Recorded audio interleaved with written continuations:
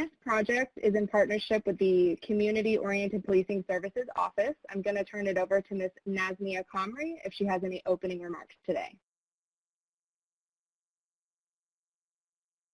Good afternoon, everyone. Thank you for joining us on today's webinar that will be discussing both emerging and promising practices in communications regarding labor trafficking. I want to thank all of our esteemed subject matter experts for sharing their wisdom, their experience on the panel today.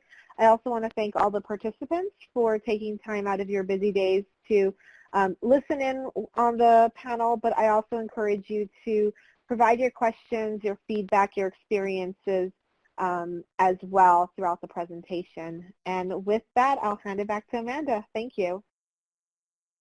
Thank you. I'm just going to do a brief introduction of our speakers today. You will see that we have attached the speaker bios if you would like to read some more detail about who will be speaking today. We have Detective Megan Zentner, who is assigned to the Seattle, Washington Police Department's Criminal Intelligence Unit. We have Ms. Lori Burke, who is a consultant on human trafficking. We have Mr. Terry Coonan, who is a professor of law and criminology at Florida State University and founding executive director of FSU's Center for the Advancement of Human Rights. And we have Ambassador Lou DeBaca, who is a former diplomat and prosecutor. Ms. Evelyn Chundal also worked on this project with us. She is a survivor of domestic servitude, and she is an advocate with the Alliance to End Slavery and Trafficking. However, she was unable to be on the webinar today.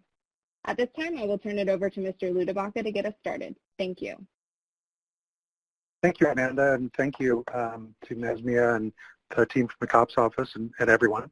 So one programming note, Flori is just coming off another webinar this week, so we're going to give her a little bit of a break at the beginning of today's conversation, but you'll certainly be hearing from her as we get into the heart of this matter.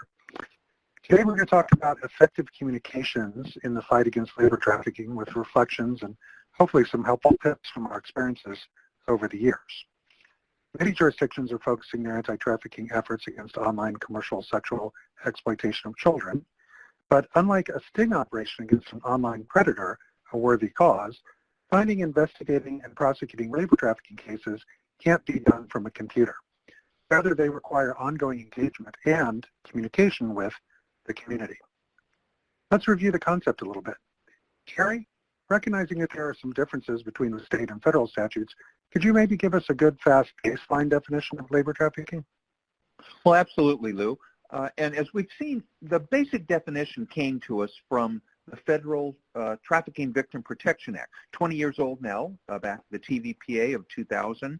Since then, every single state has followed suit. Every state now has within their own state statutes also the criminalization of labor trafficking, based largely on that federal definition. What the federal definition offers us, it's what we call a segmented criminal approach, a segmented list of crimes.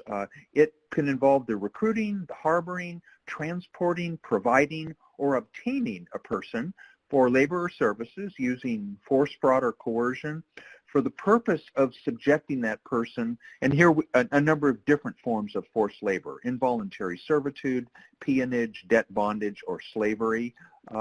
What all those have in common is essentially someone being exploited for forced labor that does not involve commercial sex, that sex trafficking, forced prostitution defined differently, but that this are the basic elements of any of which can actually constitute labor trafficking. And very important to understand that movement is not at all a requirement, that you can have a labor trafficking case without any kind of movement at all. So very important to sort of dispel maybe popular misconceptions about what human trafficking is in general or labor trafficking in particular. And Terry, are there things that one should then look at once you know the definition? What would the indicators maybe be? Sure. You know, in general, we talk about the fact that labor trafficking hides in plain sight. It is very often a crime that is happening right within the midst of our communities, often in plain sight.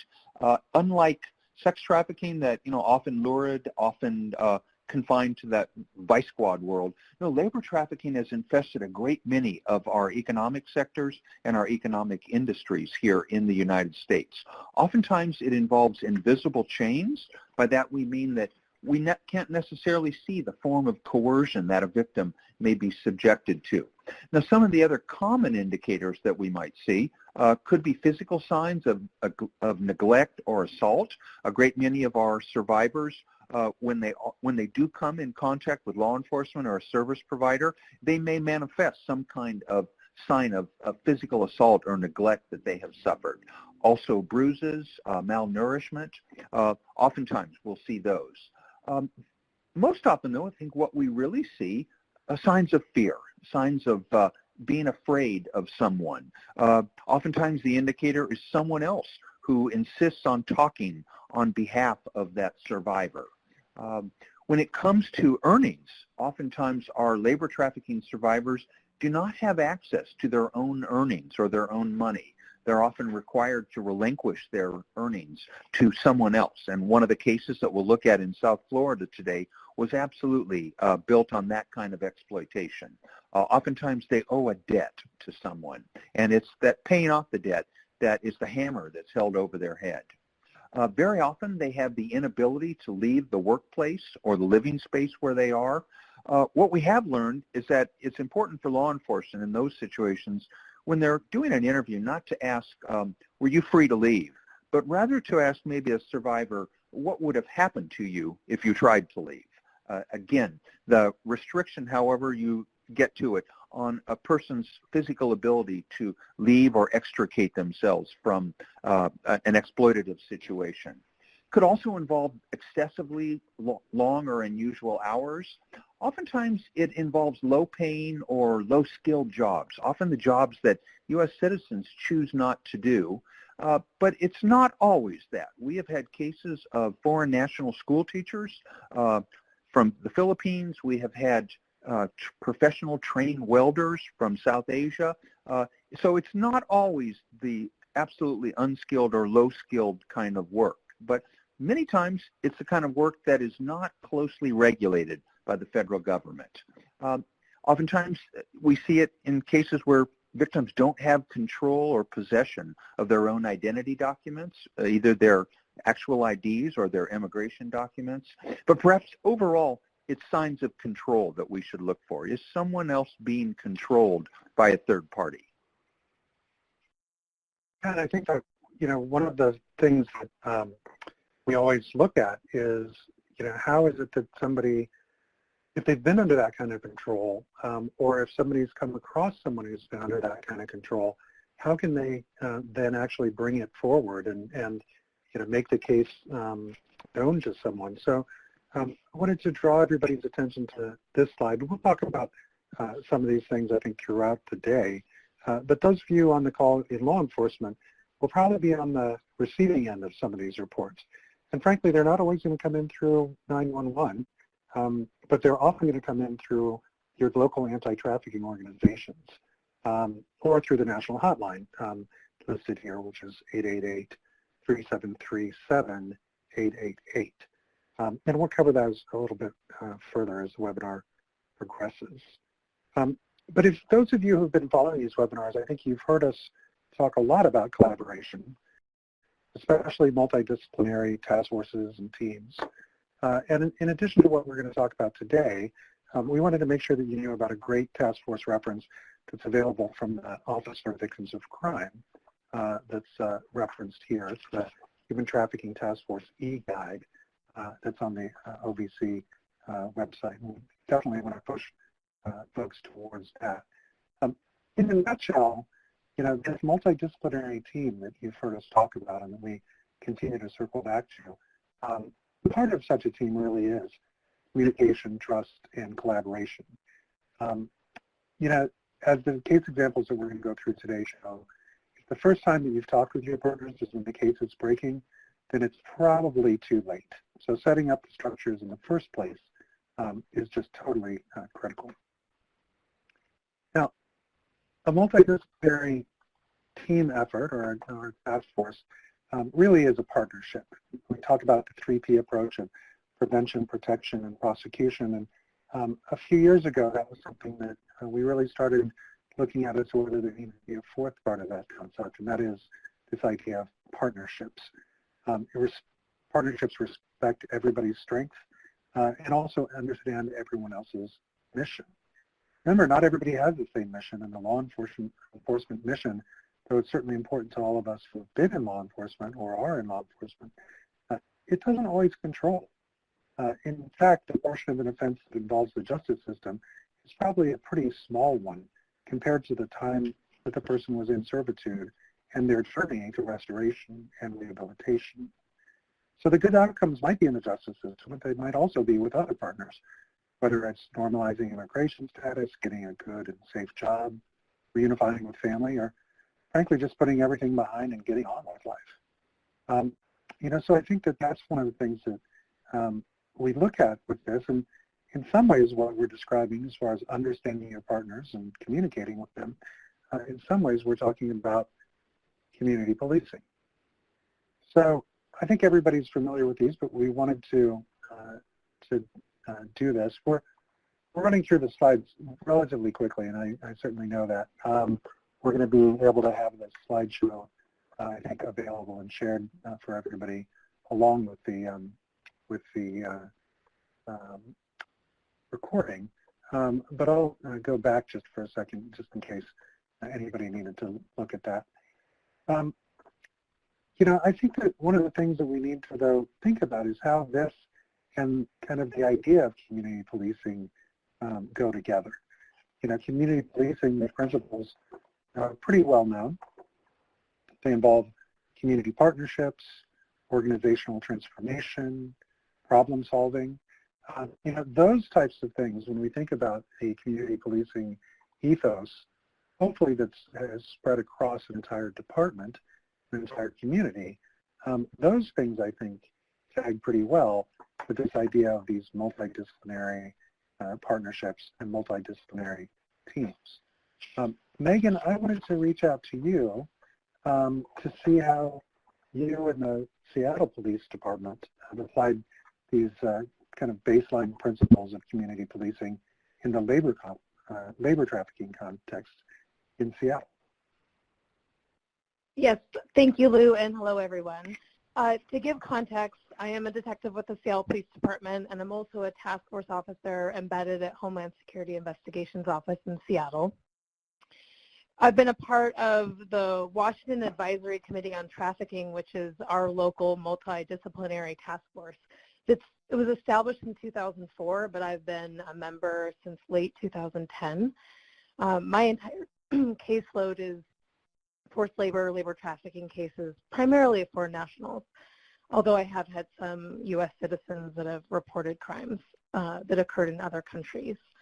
But our multidisciplinary team is co-chaired by both a lieutenant from our department, the Deputy Director of International Rescue Committee Seattle, which is, they manage a program that's a coalition of non-governmental organization direct service providers that are doing all the great casework, and then an assistant U.S. attorney with the Western District of Washington. I mention all of this because whether it be some of the case managers that are working the cases, or myself and my partners in law enforcement, or the prosecutors, we often are asked to conduct trainings for law enforcement and prosecutors. And it's really important that all of us are talking about it from our various profession and fields, and helping with best practices and discussing case studies and always looking to better the work that we're doing. We also incorporate systems-based advocates in our trainings as well. We also conduct quarterly information sessions, whether it be that if we aren't hosting kind of a larger conference in our area, we also conduct sessions where individual members, or whether it be a community member or law enforcement, that we host it so we can talk about what we're seeing in our area and who's doing the work. And we also provide one-on-one training and technical assistance. I do want to mention that there is a trafficking victim identification tool that's referenced in this PowerPoint. It's a very thorough document, over 30 some odd pages. There's a really great tool that's primarily intended for an intake process for service providers, but has a lot of great information that can be very useful for law enforcement. everything from setting up the interview, talking about that non-threatening and comfortable location, is able for law enforcement to be wearing civilian clothes, really talking about that transparency in the interview process and about utilizing interpreters. And I would say that there's a really long identification tool that for a detective, it's imperative to be using those open-ended questions that really has some great information about things to glean if you're new to working these cases that are really important as you're building your case and obtaining probable cause. You know, Megan, I'm wondering if you could maybe take that through into kind of an applied manner for us, as far as how would you take this idea of the trainings, the concepts, et cetera, but then whether it's turning them into protocols or otherwise, you know, how could you maybe think about this in the context of a particular case or a particular victim experience? Well, I would say, first of all, the partnerships that I have with both the community service providers and with the immigration attorneys that I work with are absolutely essential to my work, whether it be that most of my cases they were a referral either by a case manager, worker, a service provider, or through immigration attorneys. Some were generated by a patrol response. Some are by detectives that were initially working maybe a domestic violence case or an assault investigation. But it's those partnerships that are absolutely essential. And this is something that is established over time to really gain trust and have a lot of discussions. Everything from where we can have those interviews and the location regarding our boundary setting and who's doing what work so we can best serve the survivor and really have robust cases. I think it's also important because we also understand how valued it is that the survivor is choosing the reporting and doing a lot of like threat assessment and discussing like what's imperative first for the survivor and then how we can best serve for their cases. And that our NGO partners aren't like hiding any investigations from us. They're serving the survivor and waiting till they're ready to report. And I think it's also really important. I'm sorry, Megan, can I follow up on that for a second as far as, you know, this notion of kind of who owns the case, as it were? You know, that idea that you know, the NGO or the community partner might be seen as somehow hiding cases from an entity. Right. It seems to me like if it feels like it's hiding, then there's probably maybe a reason why they're hiding people. In my experience, what can you do to overcome that reticence, I guess? So there have been many occasions where I have met with a survivor not knowing their name. I don't know anything about their circumstances. I'm just meeting in a safe location with one of my NGO partners. There are other times where I've been sent a very thorough declaration. I already know their name, their date of birth, and who the reported trafficker is. But it's my trust in my partners that they would have someone before me that I've never met before, that it's someone that does want to report something, or maybe they just want to meet me and for me to be transparent in who I am, my role as the investigator, what this is going to look like, what the interview would look like, and how I can best serve them from a criminal justice perspective makes a huge difference.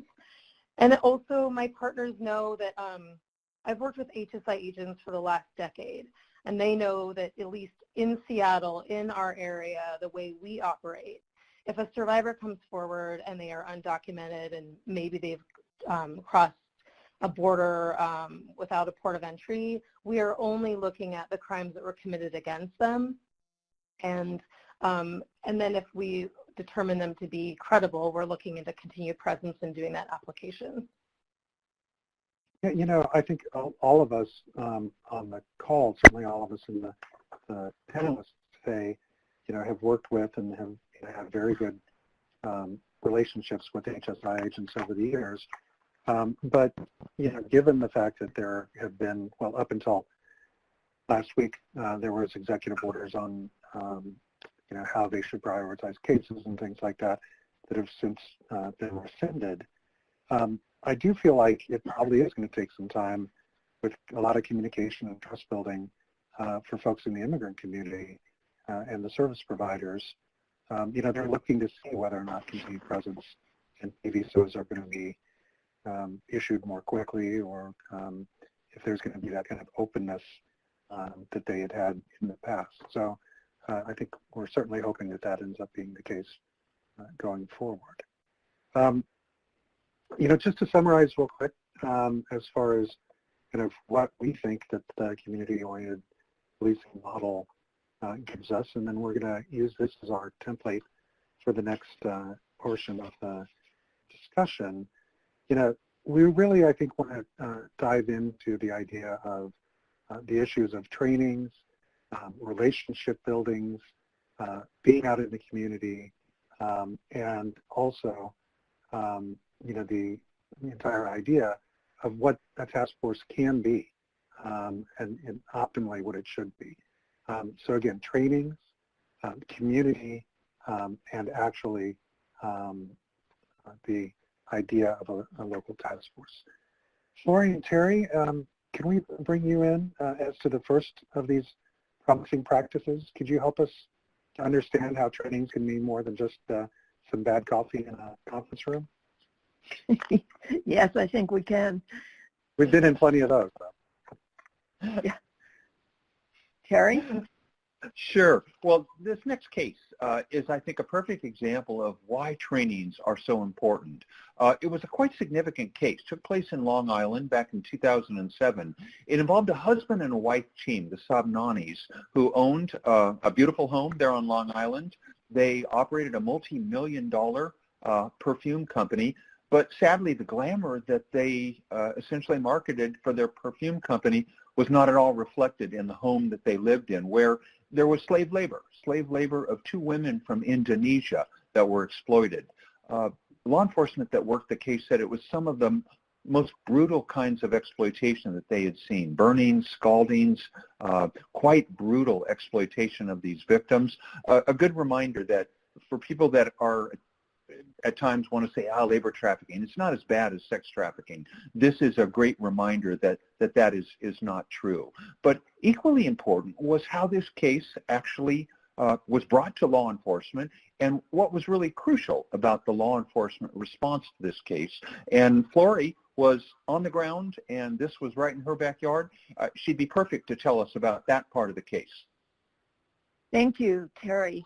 Yes, this was a very interesting case because of the law enforcement involvement. The detective on the case, ultimately on this case, had attended 2 different trainings in the community, and it was essentially the same training. And I kept saying, why are you coming back? And he said, because they're really good, and I really want to learn this stuff, and I really want to share it with everyone. So what he did was he went back and created a roll call video based on what he had learned in our training. And so the story of this case was one of the women managed to escape.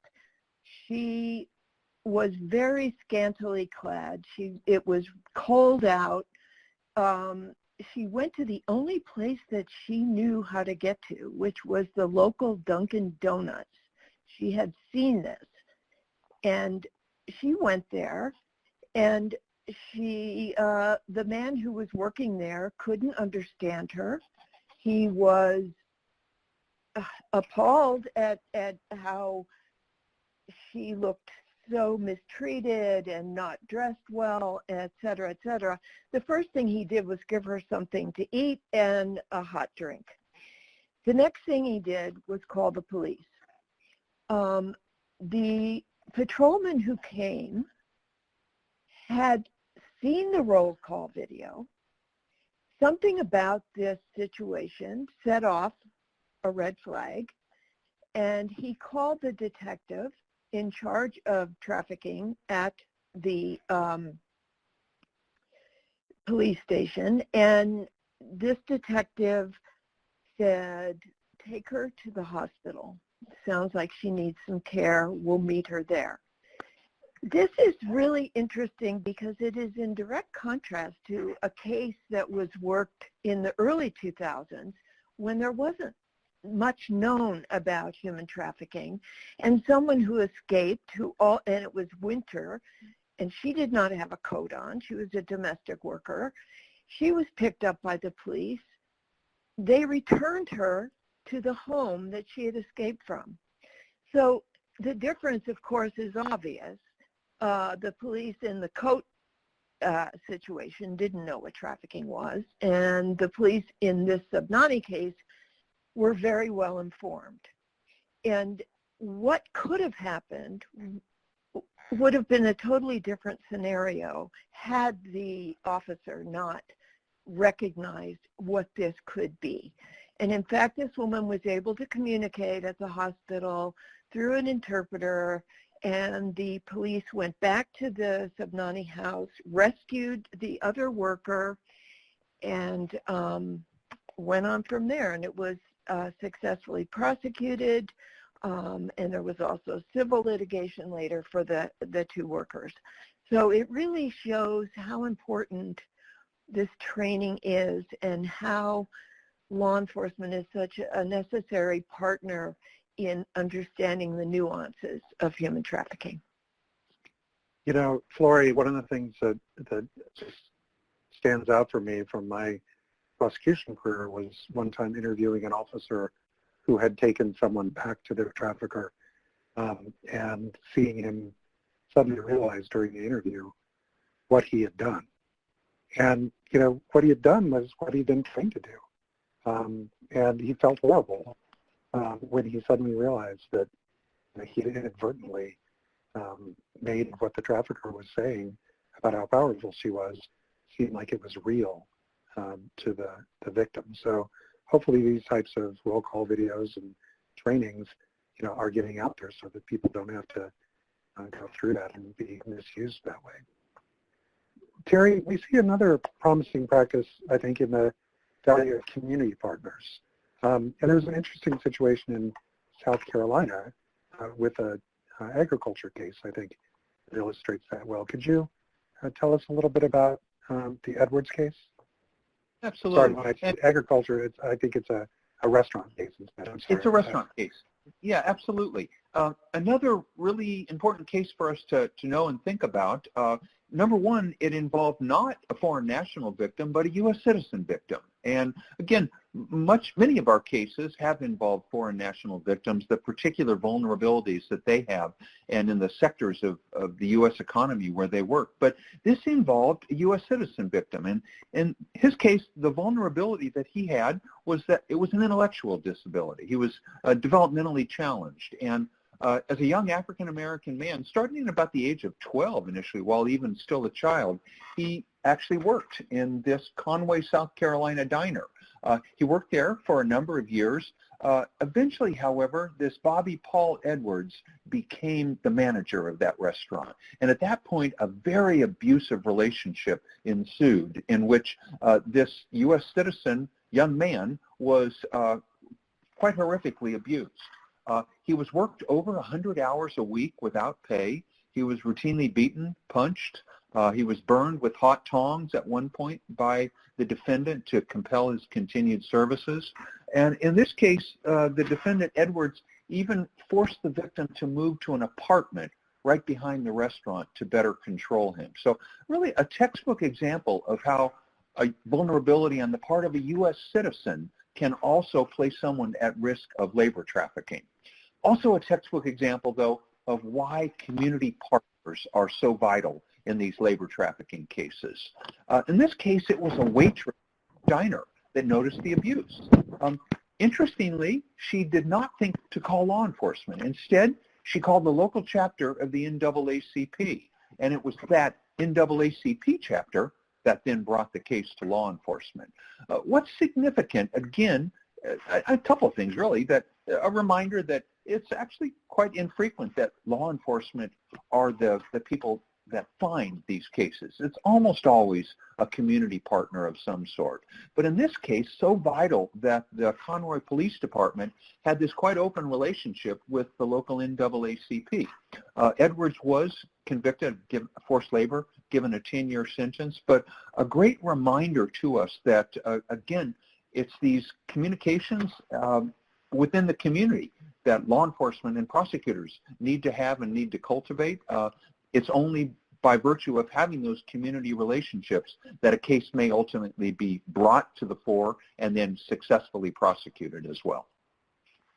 You know, Terry, I think a lot of, as you said, a lot of people, you know, focus a lot on child sex trafficking, or if they think about labor trafficking, they maybe think about immigrant victims, and they sometimes forget that modern slavery still happens in the African American community, or frankly even in the white community, when you've got folks with developmental disabilities or other types of exclusion and things that keep them kind of out of the mainstream of society. It really ends up being about that kind of vulnerability and social exclusion, it seems like, at the end of the day. And, you know, people in communities that are socially excluded maybe feel that law enforcement isn't the first place that they might end up going.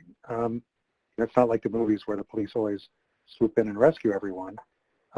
Flory, if it's not getting identified necessarily by law enforcement as the first instances, can you help us understand a little bit about how these cases are getting identified instead? Sure. In labor trafficking cases, essentially it can be anyone who is reporting it. And on this slide, there's a list of people that have identified, and I've actually seen every single one of these in cases that I've worked on in the last many years. I think now we're challenged because of COVID in so many ways, but certainly having access to people is one way. But, you know, I'd like to just give a quick example of how the community helps to report labor trafficking, because it's true that the police are not often the first ones to see it, and depend on the reports of either people that are involved in the trafficking who are being trafficked, or people who are on this list, and then others. I worked on a case of a carnival, and the workers there were all Spanish speaking, and there were a lot of things wrong with unsafe work conditions, hours, pay, etc. And the workers talked among themselves about how can we get help. And one worker noticed that a man kept bringing his daughter to the carnival over and over and over again, and they happened to go to the ride that he was operating, and he had been aware of the fact that they were Spanish speaking, and they kind of developed a chatting relationship, and he finally got up his nerve, the worker, and he said, would you be able to help? And I'm not going to go into the details, but indeed this did lead to a rescue of all the workers and shutting down the carnival. But it's, you know, it's not easy for people to report. There's a lot of fear involved. There's fear of being, you know, apprehended as part of the trafficking ring, and there's fear of exposing undocumented workers. There's fear. We used to have really close relationships with, and when I say we, I'm talking about the NGO community, with immigrant communities, but as the anti-immigrant sentiment and some of the restrictive practices were in place, that lessened, and people were more afraid to come out and help. with cases that things that they knew were going on, and hopefully that will change a bit and things will loosen up. But again, with COVID, it's another challenge. But I think the bottom line is that other people who are observing things that look off are often the ones who notify law enforcement about labor cases.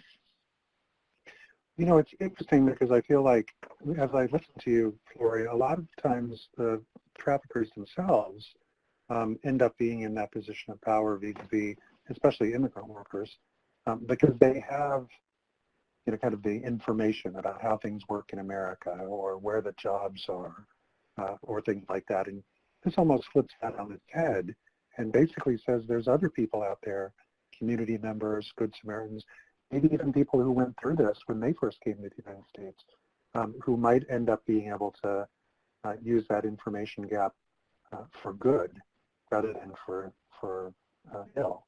You know, unfortunately, I think that farm labor contractors have been one of the places where you get people using their knowledge of the system and their knowledge of the United States to abuse people. And Terry, that's certainly been the case, I think, in just a whole host of cases in Florida over the last 20 years.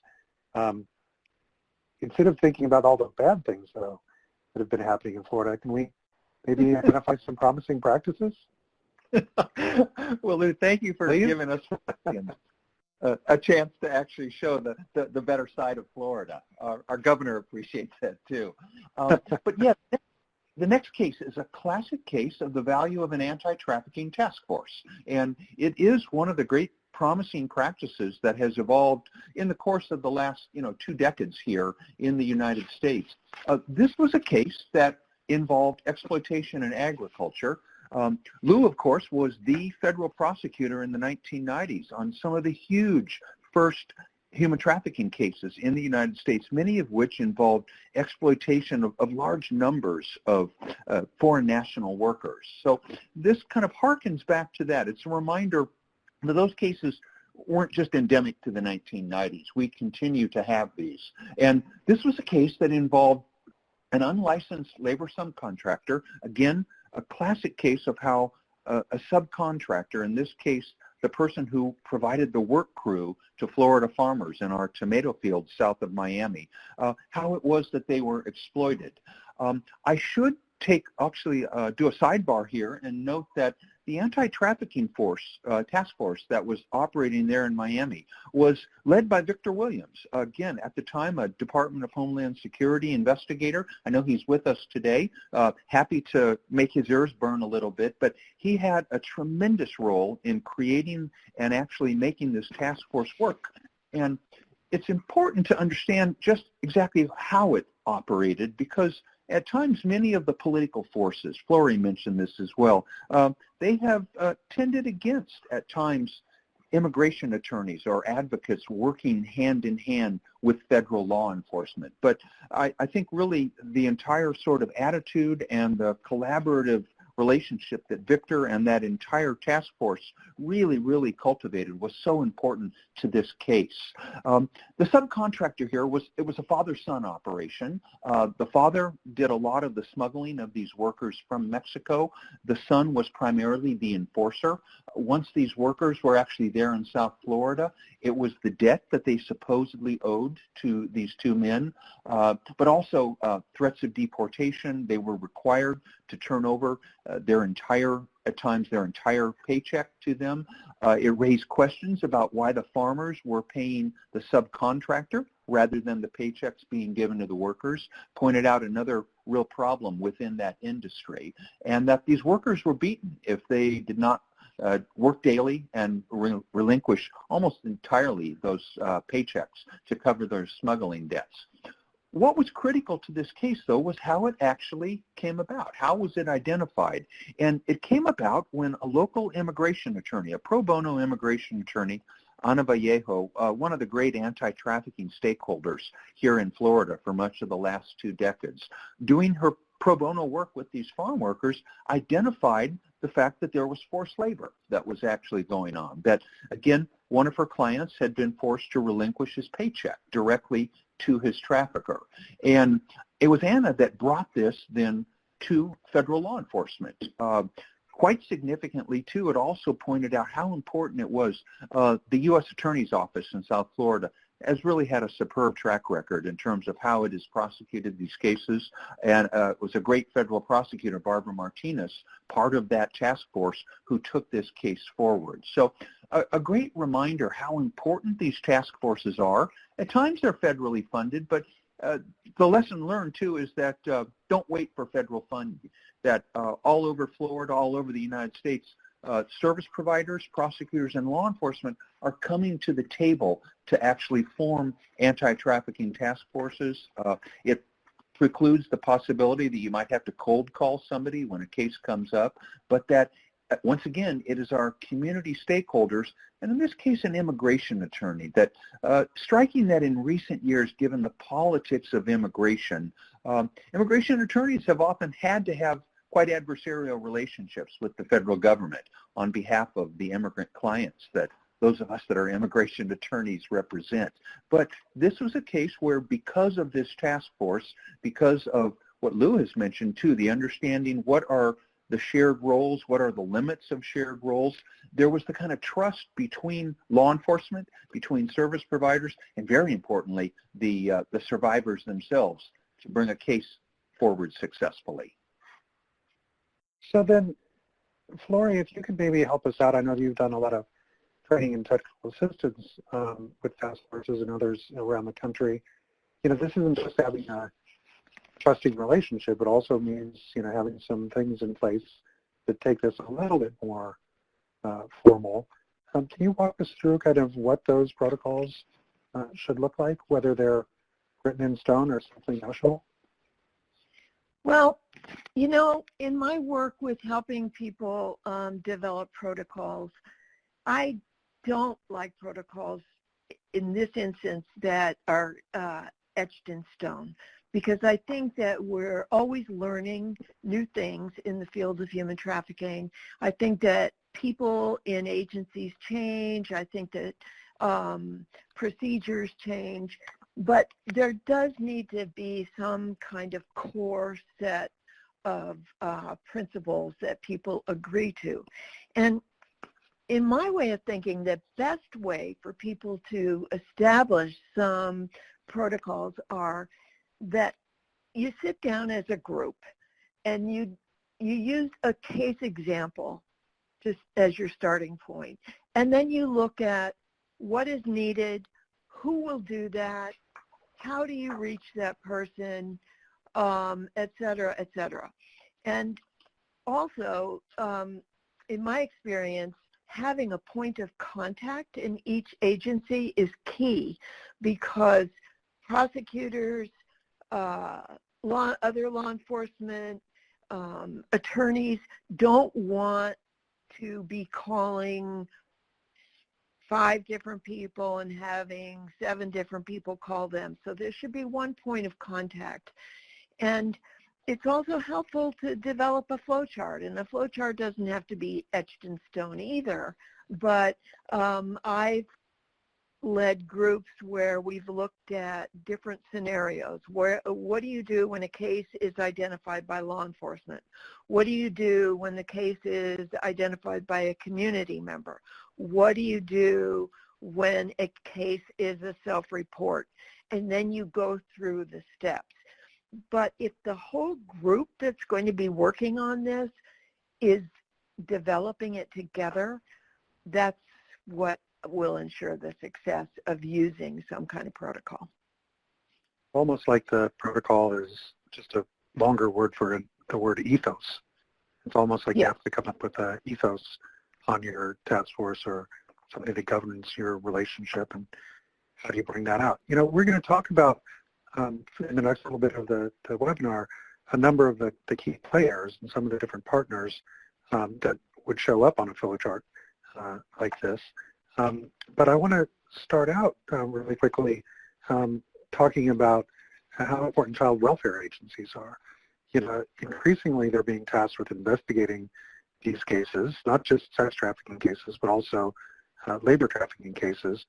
And I think that there's a lot of strengths to them as far as what they need to go in, what they can do when they see a child that's being abused or perhaps needs to be in a foster situation or other things.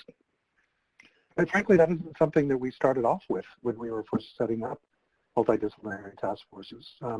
There's kind of this idea that, for children, that's going to be sex trafficking, and for adults, that's going to be labor trafficking. And I want to just use this slide, to point out to everyone that we have to think more broadly about who our partners are or what we are asking of them when we bring them into the anti-trafficking task force effort. Another area that we see is that from the faith community. I was actually on a call this morning with folks from the faith community in the United Kingdom, and one of the things that they said was, just like in the United States, they've got folks looking to set up shelter operations, and obviously they're important in the political sphere. There's just so many different things that the church historically has done. And that's the case all the way back to colonial times and in the years leading up to the Civil War and emancipation. The idea of the centrality of the church in the fight against slavery in the United States, and even through the Underground Railroad and other things, the taking care of escaped people. That's not just historical, is it?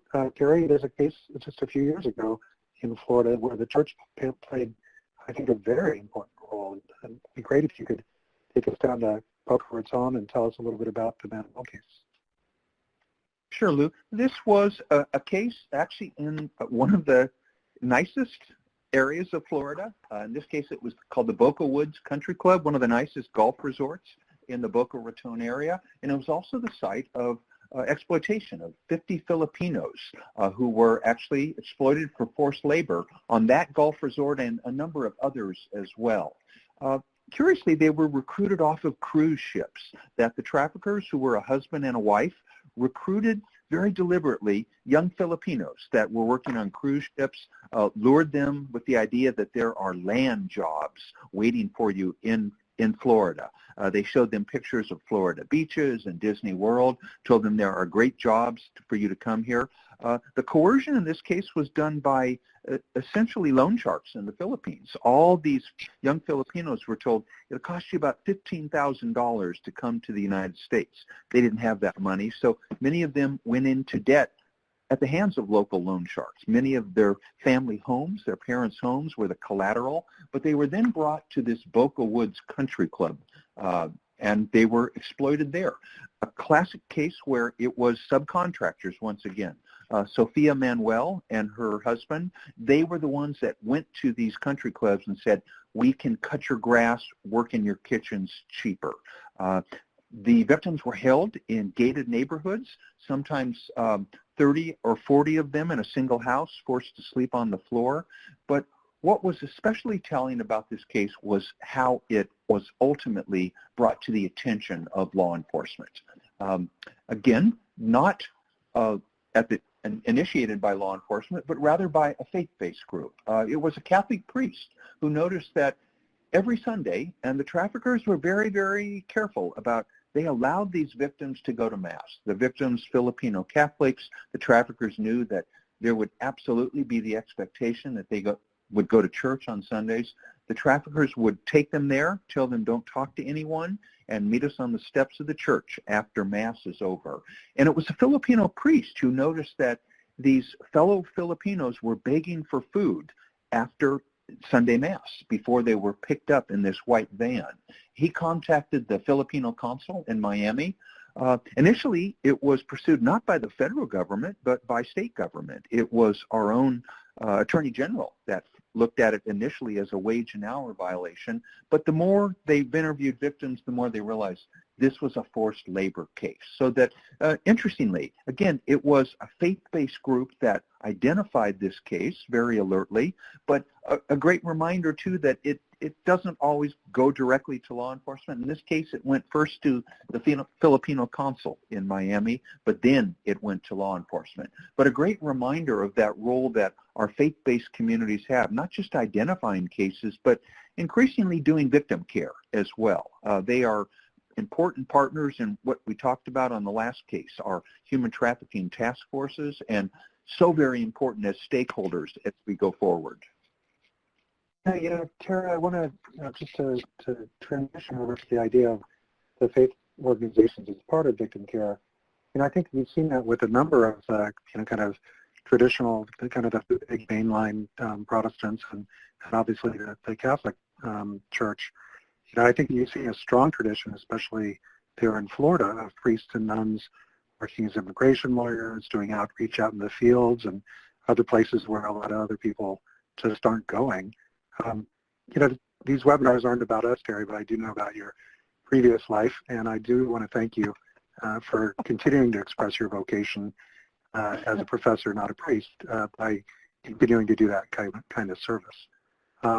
It's something that we've seen in case after case, where, somewhere out there's a good-hearted person from the Baptists, or there's a committed nun who's just not going to go when they see something that's gone wrong in their community.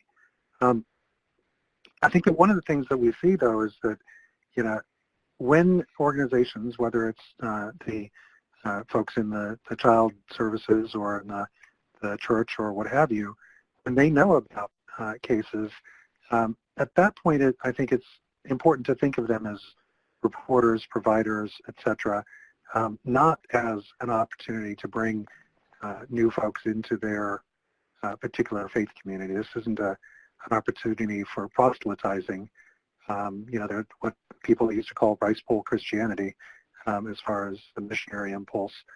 This isn't about conversion. This is about meeting the needs of that particular survivor and really going all in as far as professionalization is concerned. That said, I think that one of the things that we see is that a lot of the faith community, they are good about calling into or being referred clients and victims from the National Human Trafficking Hotline.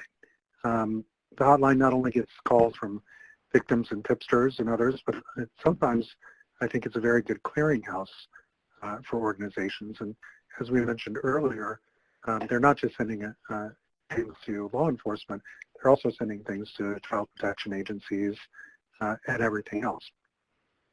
Megan, how is it that you see the hotline as in your work in Seattle?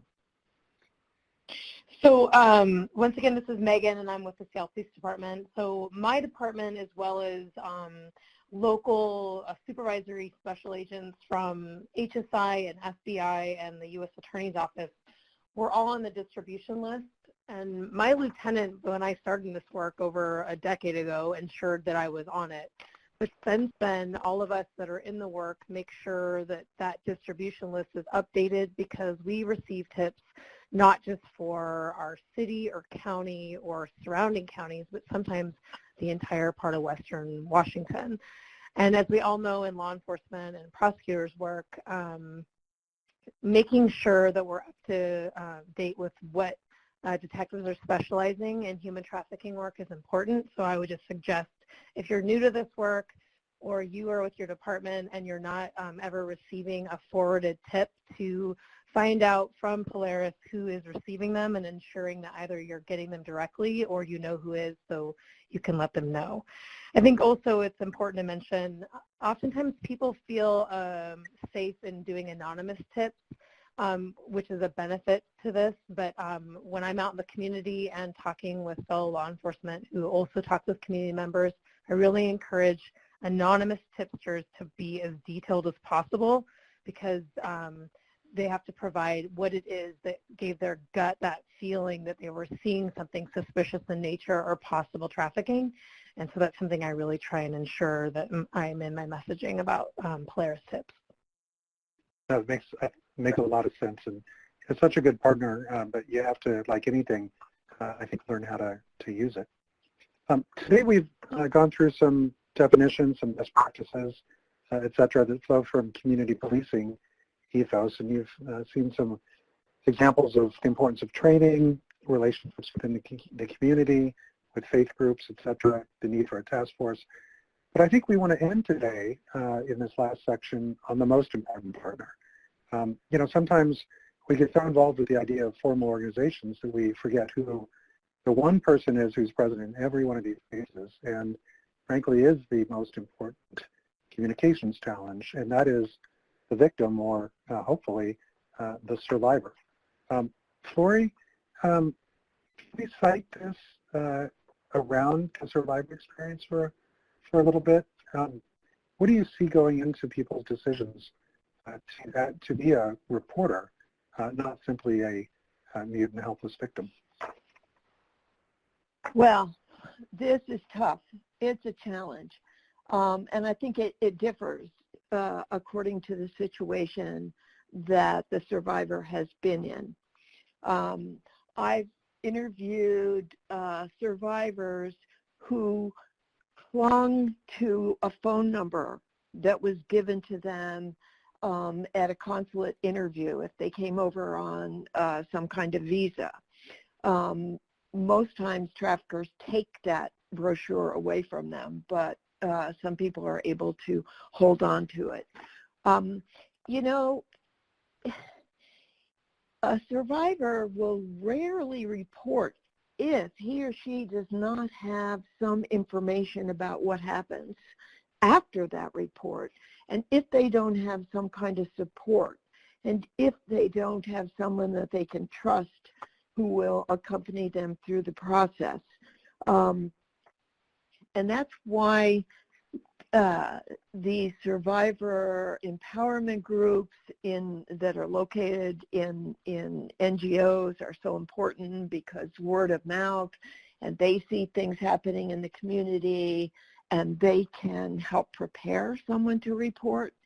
But it's always going to be a challenge. Law enforcement, as we all know, if we've worked in this field at all, is often held up as a threat to people when they are trafficked. And they are threatened that if they talk to law enforcement, their families will be hurt, or some other threat.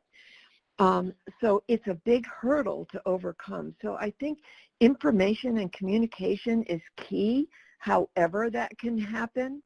You know, going back to what you talked about a few minutes ago, Lou, about the faith-based, I have worked on a number of cases where people, survivors, reported first to their church. And in the example I gave earlier of the carnival and the man that spoke to someone who was bringing his daughter to the carnival, that man happened to be a minister, and he was able to mobilize a lot of help for these workers after they were able to get out of the situation. So I think that for everyone on this call and everyone in this field, believing what survivors tell you about their case. I know that I have had people, I've worked on a lot of large group cases, and other people involved in the interviewing have said, this can't have happened. This is outlandish. This is ridiculous. We have to have an open mind and listen and believe people, or they are not going to go forward. Because sadly, those outlandish and horrible things did happen to people. So I think that, you know, practicing all of the skills that each of us in our own discipline have, listening and building trust is what is going to make this work. You know, I think that one of the things that you taught me, frankly, Flori, in some of the cases we worked together, and that has really stuck with me, is that notion of, you know, not waiting around for the perfect victim. And I say that in quotes, because the reality is that we're dealing with people with all of their wonderful contradictions and with their goodness and their badness. But, trying to keep your eye open for the entire person. And I think that's certainly something that I picked up, I think, from the psychologists and other partners on this. But that idea of the iconic victim, it's almost as though people are more likely to see that if they're thinking about things like child sex trafficking, et cetera, as opposed to thinking of, girls dancing in a bar or, men working on a landscaping crew. That's not necessarily that kind of perfect victim that they might have decided to get into human trafficking work in order to help. Yes, that is so true, and I think it really sells short the experiences of so many people, and it really taps into all of our prejudices and our preconceived ideas and what makes the work easy and what makes the work more challenging.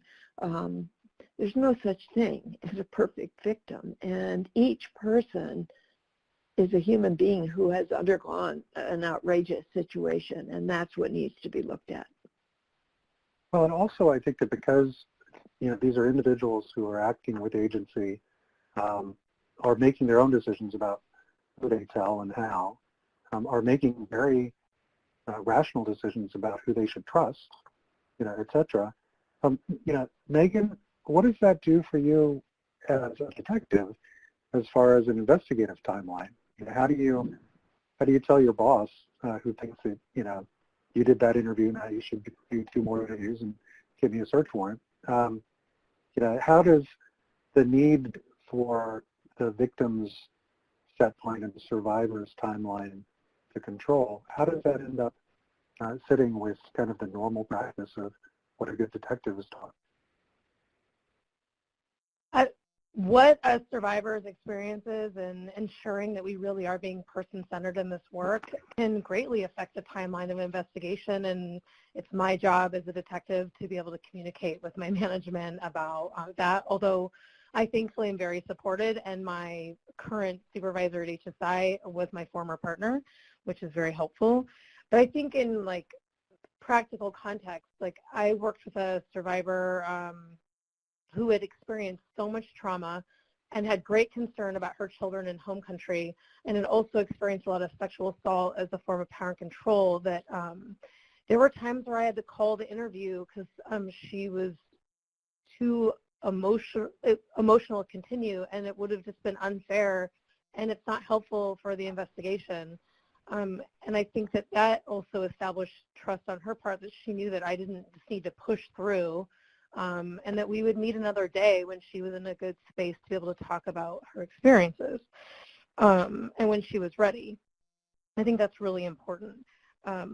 And there are other instances where my timeline's impacted because by the time a survivor came forward, I'm up against statute of limitations. It's already such a very hidden crime, and several years have passed. It can be very challenging for me to corroborate, and there's very little evidence.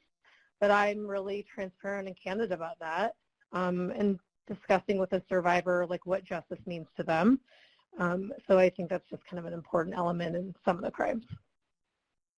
And Terry, I guess to kind of finish us off on this idea of kind of looking at the survivor's perspective, you've had some cases with quite a few survivors involved. You get a lot of folks in labor trafficking cases, maybe more so than in some sex trafficking case. What does that do for you as a lawyer, trying to communicate, what had happened to them, and, trying to deal with law enforcement, et cetera, when, that many people in a crew or that many people in a landscaping business might simply be seen as, a great big wage hour violation or a great big, bad work experience?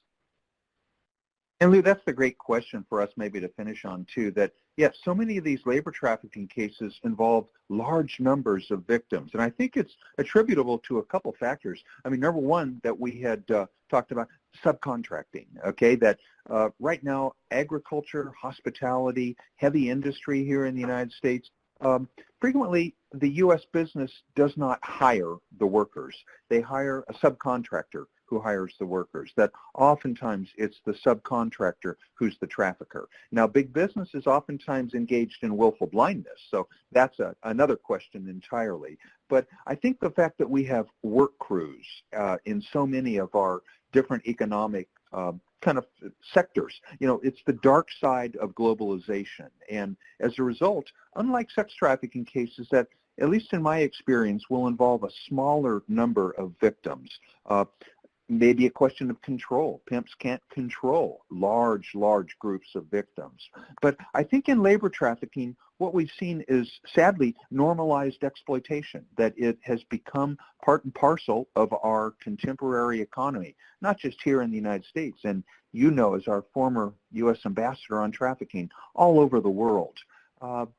I think maybe as we go forward, we should actually think about, again, how does it hide in plain sight?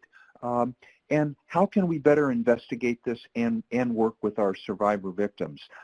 It's a sad fact, in a way, when we look at the most recent Trafficking in Persons report, how absolutely few labor trafficking cases were prosecuted in recent years. And it's a reminder that, boy, the communications are going to be absolutely crucial between our task forces, between service providers and law enforcement, and for our prosecutors as well, understanding who are the stakeholders that will bring these cases to them to be able to successfully bring them forward.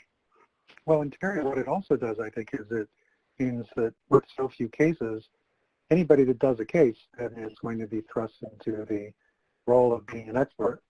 And, the chances of a case that somebody works on becoming the thing that is trained upon is very high.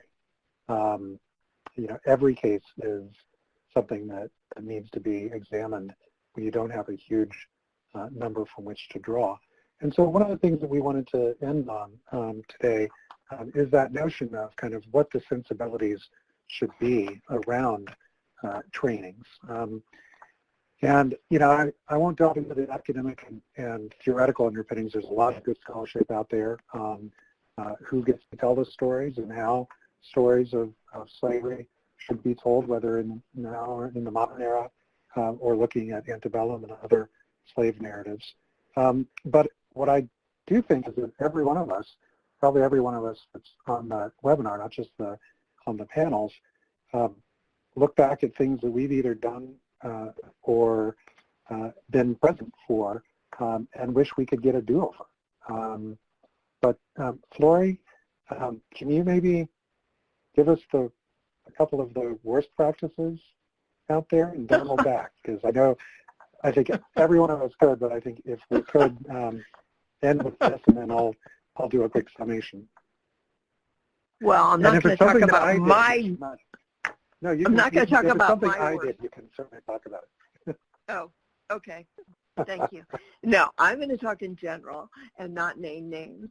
But I think some of the worst practices that I've seen are when photographs of people are used and identified in some way, and it's as if they are not human, they are not alive, they haven't gotten out of their situation, they might be living down the street, they might be seen by the people in the audience. It's very dehumanizing. And I think the salacious photos, videos, we could talk about that all day.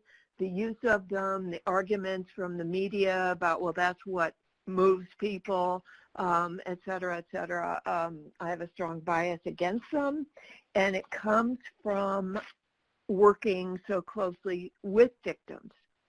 They don't want that to be seen. I mean, in the Subnani case that we talked about on Long Island, those two women were distraught when they saw themselves on the front page of the newspaper with their wounds exposed. And it was very upsetting to them. And there have been other survivors who have seen themselves in subway posters, et cetera, et cetera. So that is something. And I think the language that is used in trainings is very important. I have a bias against hearing people say, my survivor, my this, my that. I think using those possessive terms is very complicated. These survivors of trafficking have already been in a possessive situation. They are not ours. Our work is about is helping them reclaim their agency.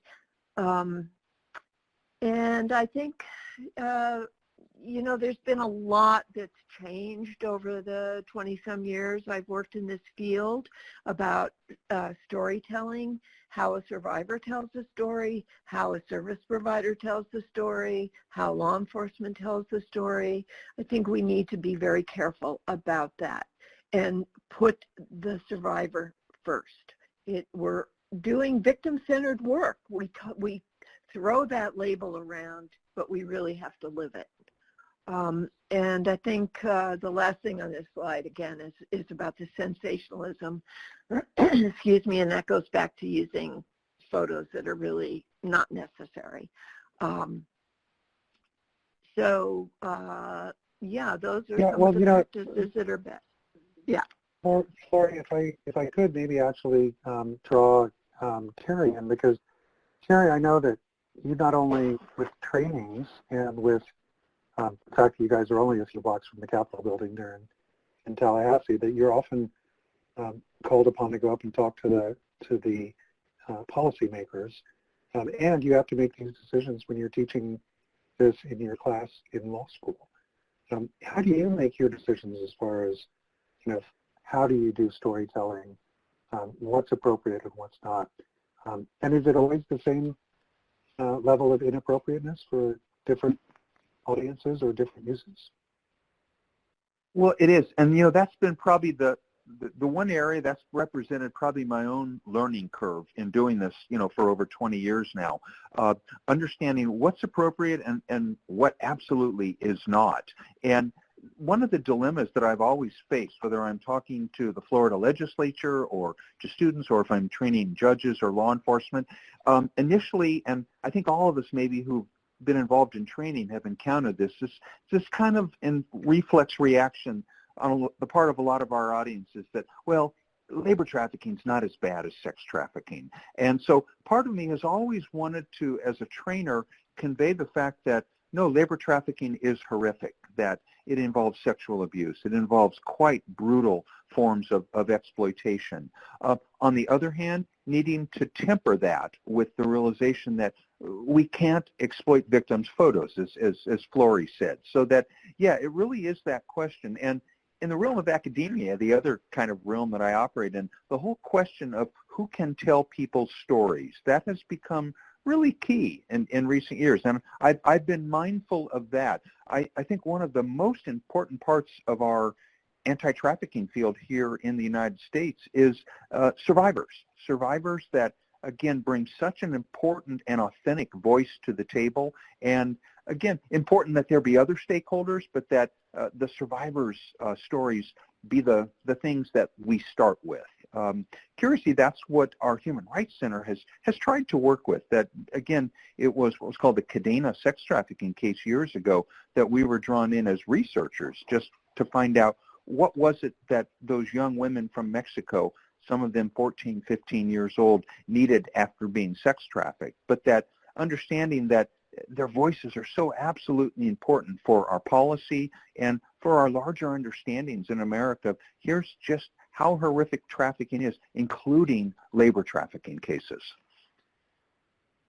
Yeah, I think that it's something that we've all wrestled with, and I'll be next week. My class up at Yale at the law school starts, and I will have them not only read classic slave narratives like the Harriet Jacobs, Diary of a Slave Girl written by herself, but also, we'll be showing them some of the victim impact statements from some of those cases where, these very brave young women who discussed many of the same things that Harriet Jacobs did in her book, as far as how and what she would do to protect her children, what she hoped for in life, I think that juxtaposing those, slave narratives and the current narratives from survivors can be so powerful.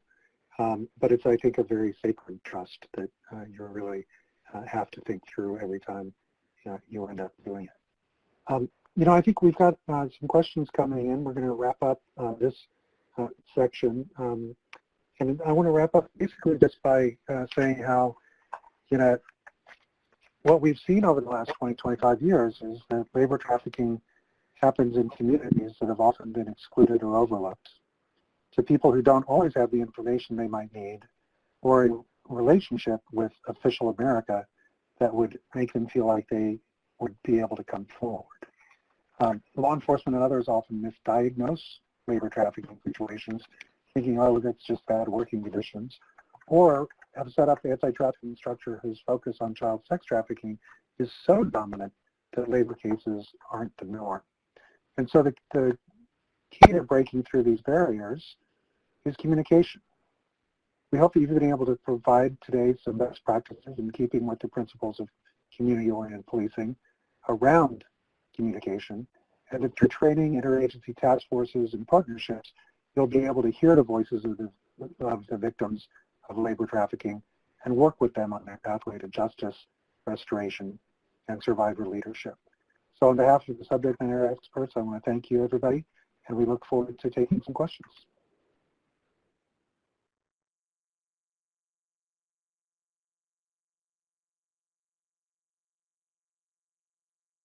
And I think we're turning it back over to our colleagues from IAR for question answering. Yes, or hi. Okay, Thanks, no Lou. worries. Amanda's back on. Yep, we have just a few questions. It looks like some people are typing, but one of the questions from the participant chat was, what are some ways that you establish trust with victims during initial law enforcement contact or encounters, especially centered around immigration issues? I think that's a Megan question. Yes. Hi, everyone, again. I would say that if the survivor is already being served by either a service provider and or an immigration attorney, then I trust that some of the communication has already been done. I know that my partners talk with the survivor about their partnership with me, what interviewing with me looks like. That said, when I initially meet a survivor before an initial interview, I spend a good 20, 30 minutes, maybe longer depending on the person, just for introduction and about explaining myself and my role, and kind of talking about the work that I do with persons that are without status or undocumented, and kind of about our commitment to that we're there for them to hear about their story. And oftentimes I don't even know their collective experience, and so I just try and explain my role and what that means. And we've been talking all through this today about trust and partnership, and for over 10 years my partners trust because I have not investigated anyone that's come forward to report crimes of trafficking for anything regarding. Also, I work for a sanctuary city, but it's noteworthy that all my federal partners have never investigated someone that's come forward. So I think it's also just being really recognizing, I can see when someone is afraid or intimidated by speaking with me because of my role as law enforcement, but I am in civilian casual clothes. I am using a calm voice. I am reinstating that they can take breaks when they want, although they probably don't feel like they can take a break, so I'll check back in.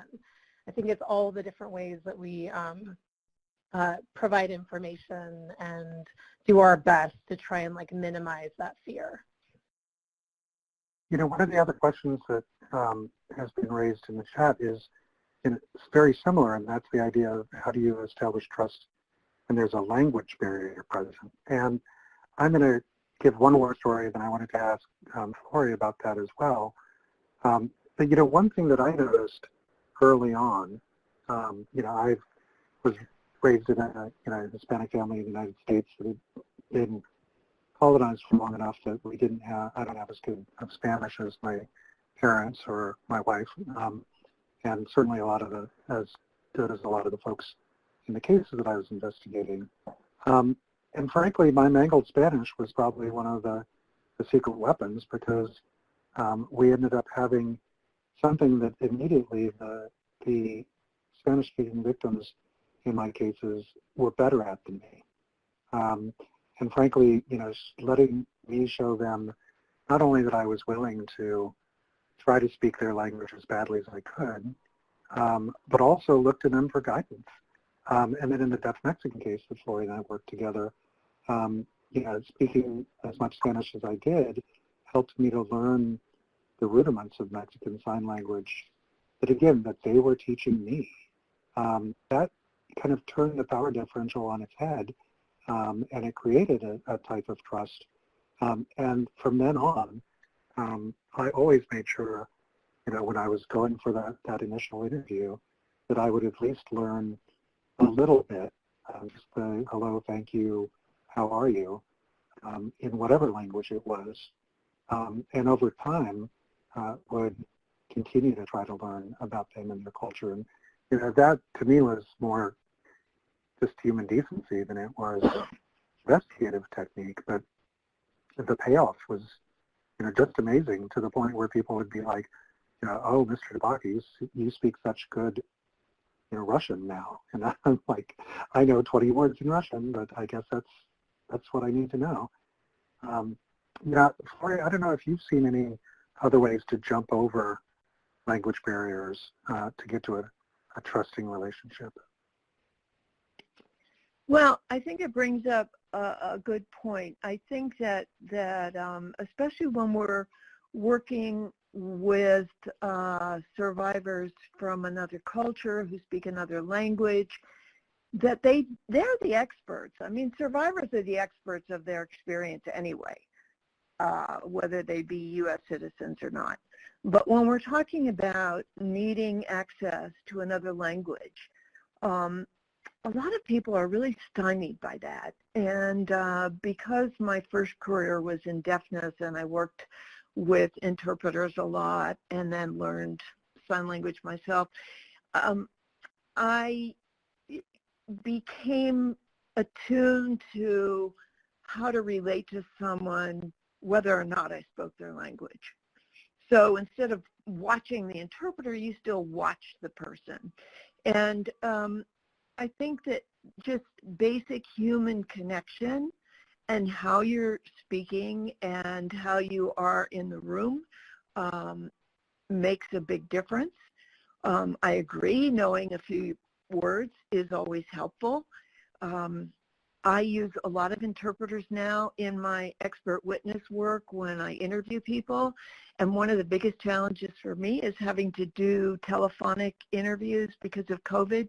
So they're not only using an interpreter, but we're on the phone.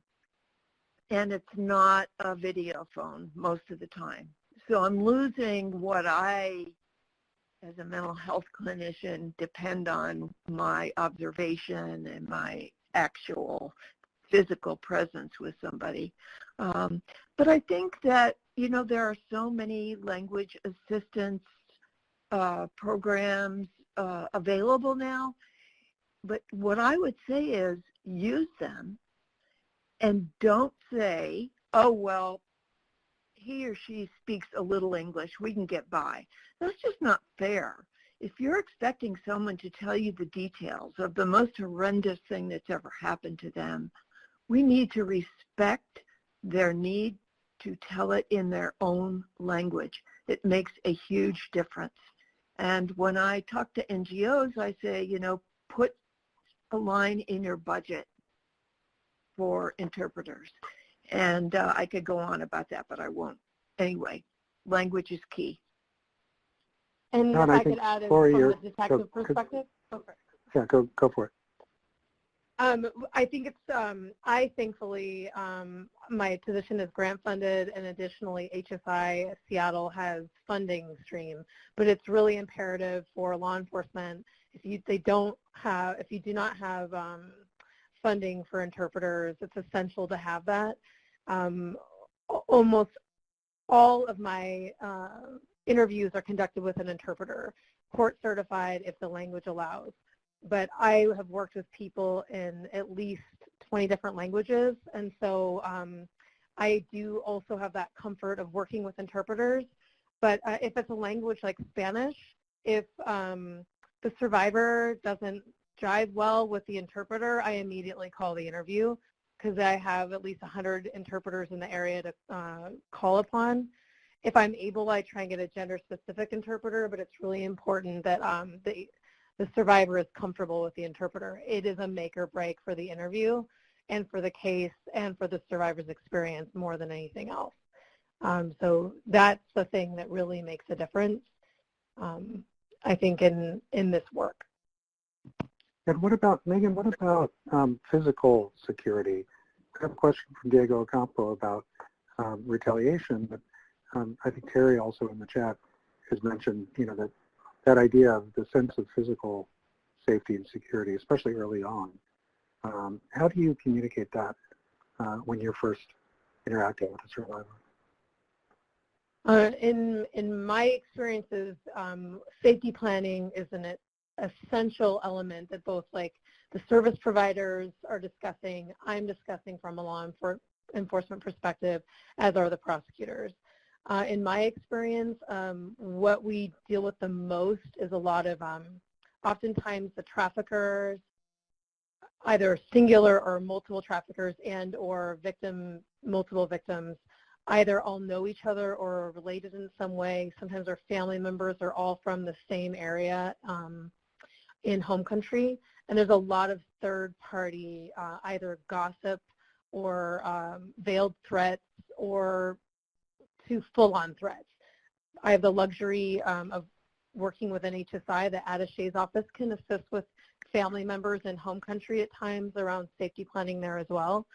I thankfully have not experienced retaliation personally, but it's an ongoing conversation, oftentimes having to meet with the survivor to learn about new things that are happening and kind of talking about when it's emergent and when it's something that would be a 911 call or when it's something that we can follow up and discuss and safety plan around. It's interesting with Terry's insight that, this in many ways is something that's ingrained in a lot of different parts of the economy, means that it may very well not be, the Ukrainian mafia or, what have you, that we're dealing with. It might be a pretty bad dude, and it might be somebody who's convinced the victims that he is powerful back home, but it isn't necessarily, some of the things that I think people are always afraid that they're going to get when they're in this situation thinking about the safety planning. Flory, do you think it's different whether it's safety or trust when you're talking about youth victims, whether it's in a mixed group or otherwise?